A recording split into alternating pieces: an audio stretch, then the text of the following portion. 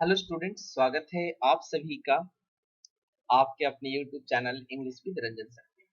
आज हम बहुत ही इंपॉर्टेंट टॉपिक लेकर आए हैं जो है also, as well and to.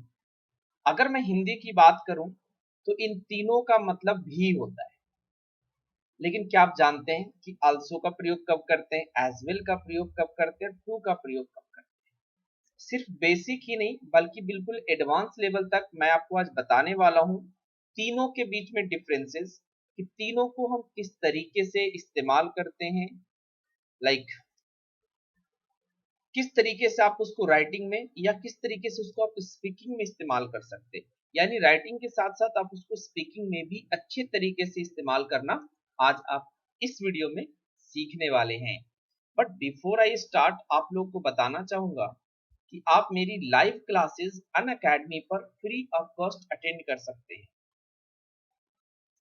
Unacademy पर मैं आप सभी लोगों को इसलिए कहता हूं कि अगर आपको कोई भी कॉम्पिटिटिव एग्जाम देना है, लाइक सीजीएल का देना हो, सीएचएसएल का देना हो, एमटीएस का देना हो, स्टेनो का देना हो, सीपीओ का देना हो, अगर अंग्रेजी उसमें है, कुछ और एग्जाम जहां पर शायद मैं नाम नहीं ले पाया, अगर वहां पर अंग्रेजी आपकी पूछी जाती है तो आप मेरी क्लासेस, ऐसा नहीं कि पर्टिकुलर सिर्फ एसएससी के क्वेश्चंस मैं करवाऊंगा, आपको वहां पर जो भी आप एग्जाम देंगे इंग्लिश एक होता है।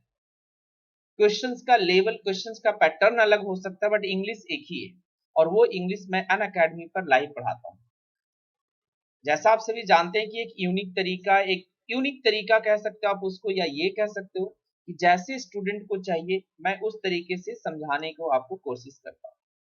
तो मेरी क्लासेस से जुड़ेंगे जब लाइव, तो आपको एक और मौका मिलेगा सेल्फ इवेल्युएशन का। ये मैं डेली बोलता हूँ, प्रत्येक वीडियो में बोलता हूँ।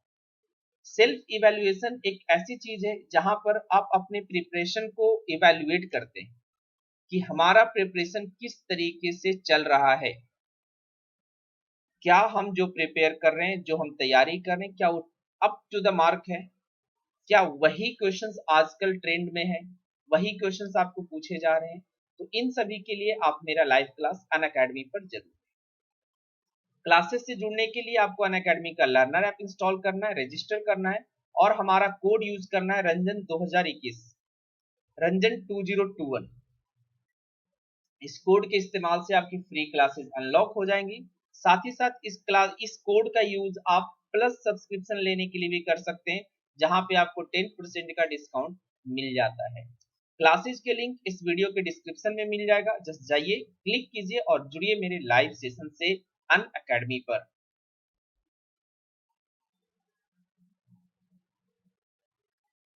ये मेरा वेबसाइट है englishtak.com, आप एक बार जरूर विजिट करें, आपको बहुत अच्छे कंटेंट यहाँ पर पढ़ने को, डाउनलोड करने को मिल जाएंगे।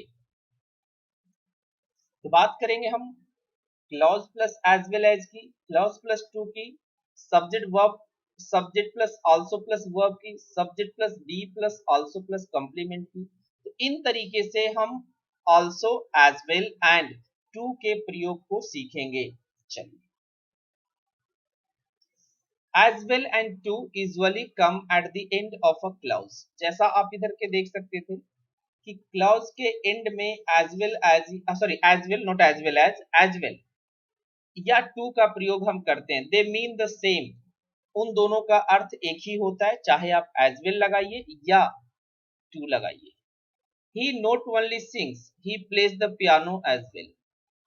कह रहा है कि वो सिर्फ गाना नहीं गाता बल्कि पियानो भी बजाता है। In Hindi it is called we all went to Agra yesterday, Rohan came too. यानी हम लोग आगरा गए और रोहन भी आया। तो यानी यहां पर आप एज वेल यूज कर दीजिए या टू यूज कर दीजिए, इंटरचेंजेबली इस अर्थ के लिए आप इस्तेमाल कर सकते हैं क्लाउज के एंड में, सेंटेंस के एंड में। पहली चीज समझ में आई, एज वेल एंड टू का हिंदी में दोनों का मतलब होता है भी। As well and too can refer to, ये थोड़ा सा नोट पॉइंट है, इसको अच्छे से समझेंगे आप। as well and to can refer to point different parts of the sentence। यानी हम कह सकते हैं कि अलग अलग different parts of sentence पे to या as well रेफर कर सकता है अलग अलग पॉइंट को, मतलब सेंटेंस के किसी अलग अलग पॉइंट को रेफर कर सकता है डिपेंडिंग ऑन द मीनिंग। अब जरा दो सेंटेंस हमने लिए कुछ कंसीडर करने के लिए, कुछ सेंटेंस है उसको आप कंसीडर कीजिए। जैसे कोई अगर बोलता है कि we have meetings on Sundays as well, कह रहा है कि we have meeting on Sundays as well, कि हम लोगों का संडे को भी मीटिंग होता है। अब इसका मतलब तीन डिफरेंट डिफरेंट मीनिंग हो सकता है। क्या मीनिंग हो सकता है समझिएगा। हमारा ये पहला प्राइमरी क्वेश्चन ये है कि we have meetings on Sundays as well. On Sundays का मतलब प्रत्येक संडे को हम लोग की मीटिंग रहती है। अब इसका पहला एक मतलब हो सकता है कि other people have meetings on Sundays and we have meeting on Sundays as well. इसका कहने का मतलब है कि औरों का, दूसरे लोग का भी संडे को मीटिंग होता है और मेरा भी होता है। एक मतलब ये हो गया। दूसरा जरा समझेंगे। दूसरा मतलब देखेंगे कि we go for walks on Sundays and we have meeting on Sundays as well. अब इसका कहने का मतलब है कि भाई संडे को तो हम वॉक करने जाते हैं, लेकिन संडे को भी मीटिंग होता है। तो एक डिफरेंट दूसरा चीज समझ में आया कि हम दूसरा काम करते हैं, साथ ही साथ ये वाला भी काम होता है। यहाँ पर हम एज वेल का प्रयोग करेंगे। We have meetings on Tuesdays and we have meeting on Sundays as well. यानी एक ही सेंटेंस का अलग अलग मतलब हो गया। कह रहा है कि तीसरा मीनिंग है कि भैया मंगलवार को भी मीटिंग होती है और संडे को भी मीटिंग होती है। यानी ये तीन मीनिंग आए। दोबारा मैं स्लाइड आपको दिखाऊंगा और इसको समझने की आप कोशिश कीजिए। We have meeting on Sundays as well का तीन मतलब हो सकता है। पहला मतलब है कि दूसरे की भैया संडे की मीटिंग होती थी, हमारी भी है, एक मीनिंग हो गया। दूसरा हो गया कि भाई संडे को तो हम खेलने जाते हैं और साथ ही साथ हमारी उस दिन मीटिंग भी है। तीसरा है कि ट्यूसडे को मीटिंग होती है, फ्राइडे को मीटिंग होती है और संडे को भी मीटिंग होती है। तो मतलब अगर आप एज वेल का प्रयोग सेंटेंस के एंड में करते हैं, ठीक है, तो ये different point parts of sentence को रेफर कर सकता है। जरा समझेंगे। अगेन दोबारा मैं समझा रहा हूं इसको क्लियर करने के लिए कि we have meeting on Sundays as well. तो इसका पहला कह रहा है कि अदर पीपल हैव मीटिंग्स, यानी कि सब लोगों का मीटिंग होता है, दूसरे लोगों का मीटिंग होता है संडे को, और हमारा भी है। यानी जिस दिन सबका मीटिंग है उस दिन मेरा भी मीटिंग है। दूसरा है कि नहीं जी, हम संडे जिस पॉइंट को रेफर कर रहे हैं कि इस समय तो हम पार्क जाते हैं और इसी दिन हमारा मीटिंग भी होता है। तीसरा है कि भैया अलग अलग टाइम को, मंगलवार को भी होता है और इस दिन भी होता है। यानी एक ही सेंटेंस का तीन डिफरेंट डिफरेंट मीनिंग होता है। इन केस अगर किसी तरह का ये पूरा नोट में अगर किसी को तकलीफ हो तो आप हमें कमेंट करके जरूर बताएं। चलिए,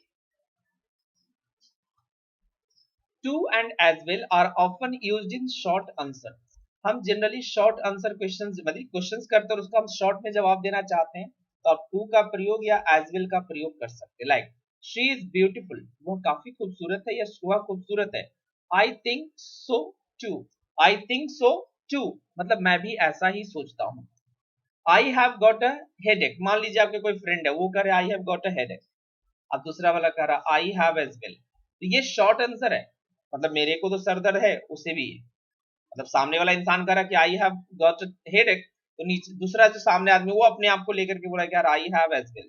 यानी कि आई हैव अ या I have got a headache as well कह सकते हो। आप यहाँ पर पूरा सेंटेंस ऐड कर सकते हो या एज वेल लिख देने से ही आपका जवाब कंप्लीट हो जाता है।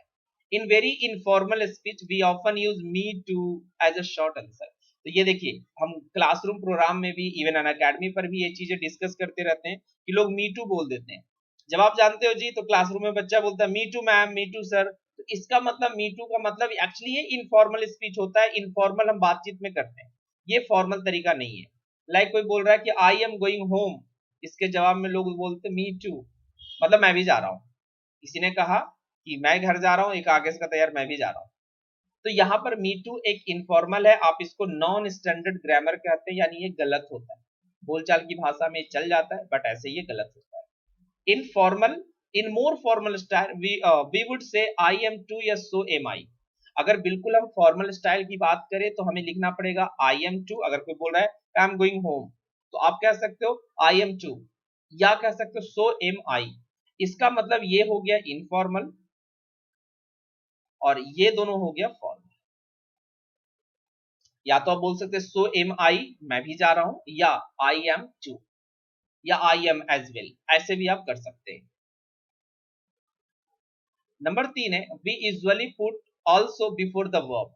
आप क्या कर सकते हैं कि वर्ब के पहले आप ऑल्सो लगा सकते हो for the exact position when there are auxiliary verb. बिल्कुल उसका एग्जैक्ट पोजीशन होगा जब आपका एक्सिलरी वर्ब आ जाए। Like I don't like him, मुझे वो पसंद नहीं है।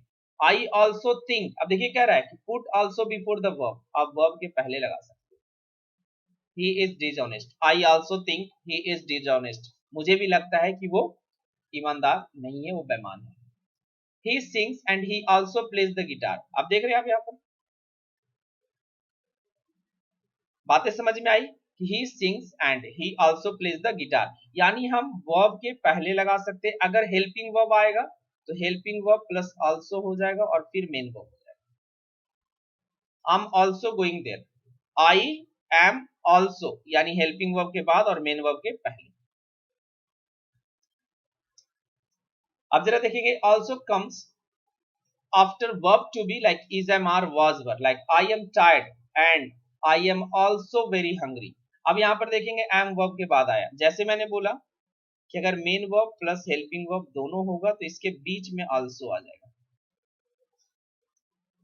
We do not use also in short answer. अब इस बात का ध्यान रखेंगे कि हम also का प्रयोग शॉर्ट आंसर में नहीं करते. जैसे me too कर देते तो me also नहीं कह सकते हम. I am hungry तो आपको बोलना पड़ेगा I am too या so am I या me too या I am as well. आप नहीं लिख सकते I also, नहीं ऐसा बोल सकते. तो आपको बोलना क्या है कि अगर कोई शॉर्ट आंसर आप देना चाह रहे, किसी ने कहा I am hungry तो आप I am too कह सकते, so am I कह सकते, me too इनफॉर्मल में कह सकते या I am as well कह सकते हैं. यानी to और as well का प्रयोग तो आप शॉर्ट आंसर में कर सकते हैं, लेकिन also का प्रयोग आप नहीं कर सकते हैं. Also plus comma can be used at the beginning of a sentence to refer the whole sentence. यानी अगर आप चाहो तो also के साथ आप एक कॉमा लगा करके पूरे सेंटेंस के लिए बता सकते हैं, पूरे सेंटेंस को रेफर कर सकते हैं. जरा समझेंगे. It is a nice house but it's very small. अब दो सेंटेंसेज हो गया. It's a nice house but it's very small. बहुत अच्छा घर है लेकिन छोटा है. Also it needs a lot of repair. यानी ये कह सकते हैं ये पूरे सेंटेंस को बता रहा है या ये पूरे सेंटेंस को ये रेफर कर रहा है. यही जो घर नाइस है और बहुत स्मॉल है, इसको पूरा क्या चाहिए जी, रिपेयर चाहिए. तो ऑल्सो का प्रयोग, यहाँ पर कॉमा ऐसे मिसिंग हो गया, ऑल्सो के बाद कॉमा जरूर लगाइएगा, ठीक है. तो ऑल्सो का प्रयोग आप एक पूरे सेंटेंस को भी रेफर करने के लिए कर सकते हैं. We do not usually use also, as well and to in negative sentences. याद रखेंगे कि हम जनरली यूज नहीं करते also का, as well का या to का नेगेटिव सेंटेंस में. Instead we use the structure with not, either, neither या not. ध्यान रखेंगे कि also का प्रयोग, as well का प्रयोग या to का प्रयोग हम नेगेटिव सेंटेंसेस में नहीं करेंगे. Like she is there too, she isn't there either. she is there too, वो भी वहां थी, या she isn't there either. अगर हम नेगेटिव कर रहे हैं तो हम यहाँ पर to का यूज नहीं करेंगे. हमने क्या कर दिया, उसके बदले either का यूज किया.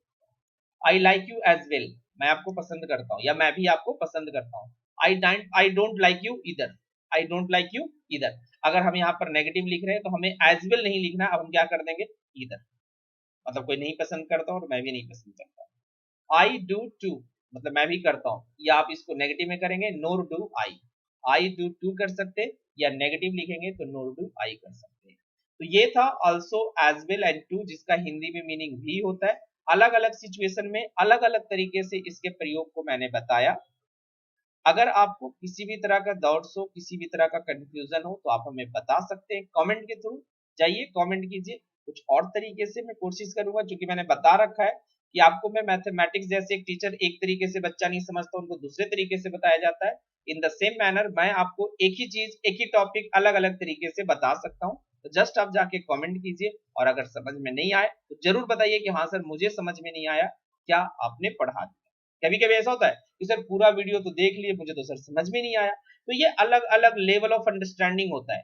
वही वीडियो कुछ बच्चों को बहुत अच्छा लगा, उनको पूरा समझ में आया, लेकिन आपको समझ में नहीं आया.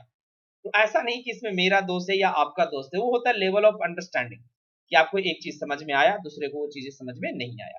तो आप हमें डायरेक्ट कमेंट कर सकते हैं. जस्ट आप जाइए कमेंट सेक्शन में जाकर के डायरेक्ट आप कमेंट कीजिए कि हाँ सर ये वाला पॉइंट या ये वाला, या टाइम लिख दीजिए कि हाँ सर यहाँ से यहाँ तक मुझे समझ में नहीं आया, जिससे मैं उससे नेक्स्ट वीडियो में या लाइव आकर के, मैं बार बार कहता हूँ, उसको मैं क्लियर कर सकूँ. क्योंकि जब तक 100% क्लैरिटी नहीं आएगी फिर मेरे पढ़ाने का या आपके पढ़ने का कोई फायदा नहीं है. चलिए जाते जाते ये काम आप लोग जरूर करेंगे, जिससे आपको आने वाले वीडियो के नोटिफिकेशन मिलते रहे. लाइक कर दो, शेयर कर दो, सब्सक्राइब कर दो, और कमेंट करो अपने प्रॉब्लम्स को, अपनी समस्या को, जिससे आपकी दिक्कत को दूर किया जा सके. चलिए मिलेंगे हम एक नए वीडियो में, तब तक जाते जाते जय हिंद जय भारत।